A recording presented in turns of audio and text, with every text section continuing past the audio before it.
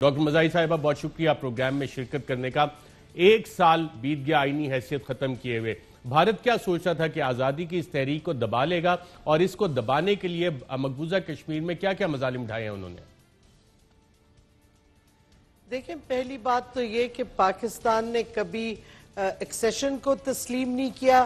نہ اس واسطے اینیکسیشن ہمارے لیے ایگزسٹ نہیں کرتی، لیکن جو نریندر مودی نے فیشسٹ اس کی جو بی جے پی حکومت ہے، انہوں نے کوالٹیٹیولی جو کانفلکٹ تھا نا اس کا نیچر بدل دیا، یہ اینیکسیشن کرنے کی کوشش کی، اور پھر اس کے بعد جو ڈیموگرافک چینجز لا رہے ہیں،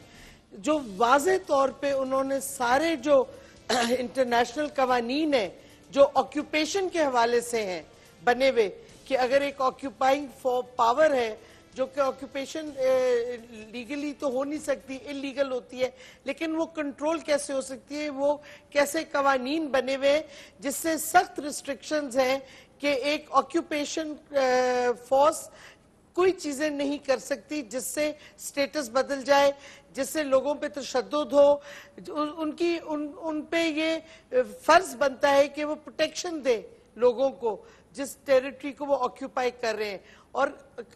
آکیوپائڈ جموں اینڈ کشمیر ایک بین الاقوامی occupied territory, disputed territory recognised ہے، یو این سیکیورٹی کونسل کی ریزولوشنز ہیں۔ تو مودی حکومت نے سارے یہ قوانین کی دھجیاں اڑا دی، انہوں نے 4th جنیوا کنونشن کو وائلیٹ کیا، ہیگ ریگولیشنز کو وائلیٹ کیا، اور یہ وار کرائمز ہیں۔ اب ہم صرف یہ نہیں کہہ رہے کہ انٹرنیشنل ہیومینیٹیرین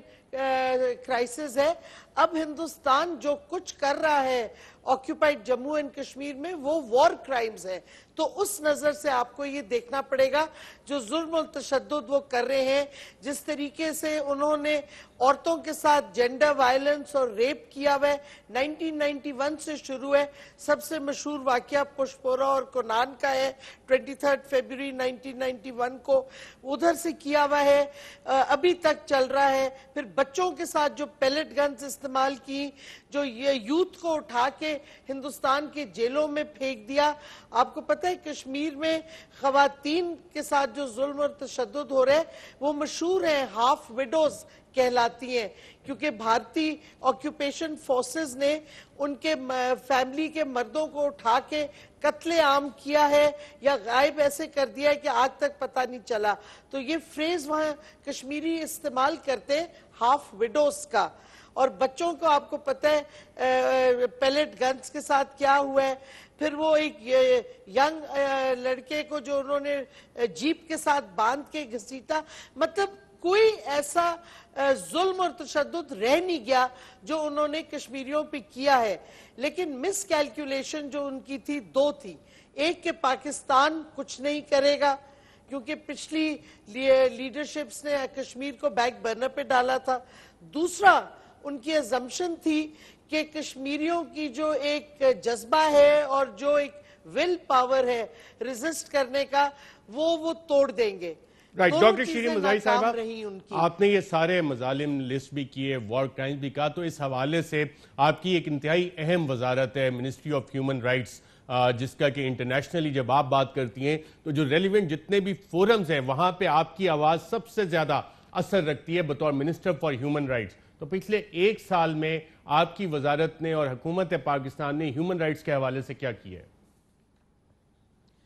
دیکھیں جی، میں 2 دفعہ گئی ہوں U N human rights council میں، وہاں میں نے آواز اٹھائی۔ میں نے U N human rights high commissioner سے پرسنلی مل کے اپیل کی کہ جو 2 کشمیر کی رپورٹس ان کے دفتر نے نکالی تھی اس پہ امپلیمنٹیشن ہو۔ میں نے 18 special reporters, mandate holders human rights کے، ان کو خط لکھے کہ ایکشن کریں، اور آج اخبار میں ان کی سٹیٹمنٹ بھی آئی ہے جس میں ہندوستان کی کنڈمنیشن